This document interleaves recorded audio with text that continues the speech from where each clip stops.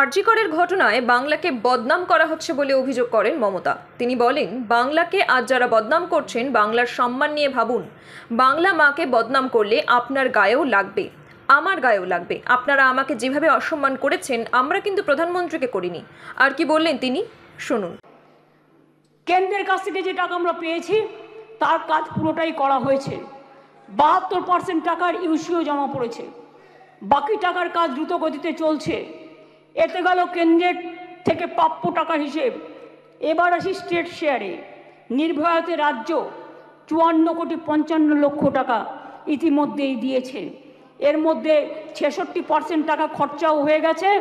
রাজ্য এক্ষেত্রে আরও 17,98 লক্ষ টাকা এই ক্ষেত্রে রাজ্য আরও দেবে। তাছাড়াও আমি মনে করি যে কিছু কিছু হসপিটালে এটা ফ্যাক্ট, আগেকার দিনে তৈরি হয়েছে মেডিকেল কলেজগুলো, কিছু ডাক্তার কিছু নার্সদের যাওয়ার জন্য যে রাস্তাগুলো আছে গাছে ঢাকা বা অনেকটা খালি, এগুলো আমরা করিনি, অনেক দিন দীর্ঘদিন আগেকার।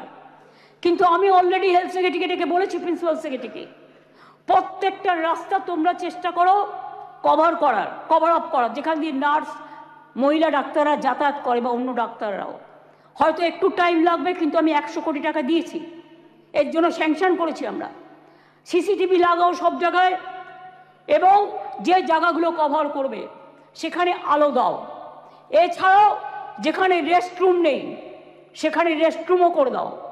তাছাড়াও আমরা একটা নারী সুরক্ষা, যেটা রাত্রি সাথী করেছি, যেখানে পরিষ্কার বলা হয়েছে যে মহিলারা যত কম সম্ভব 12 ঘন্টা ডিউটি করবে। যদি এমার্জেন্সি থাকে তার ডিউটি ডাক্তার বাড়াবে।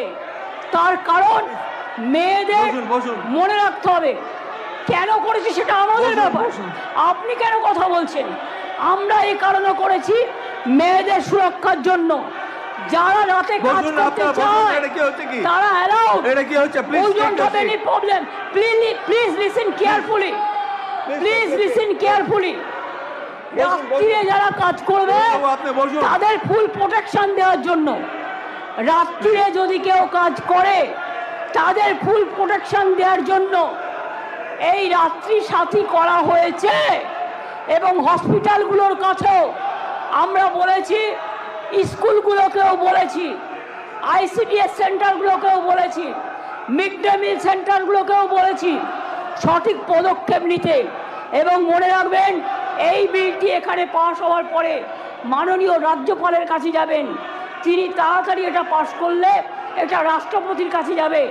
রাষ্ট্রপতির কাছে গেলে এটা আইনে পাস হবে, এবং এটা আইনে পাস হলে এটা একটা ইতিহাস হয়ে থাকবে, এবং সব রাজ্য এটাকে আগামী দিন মডেল করবে, মনে রাখবেন।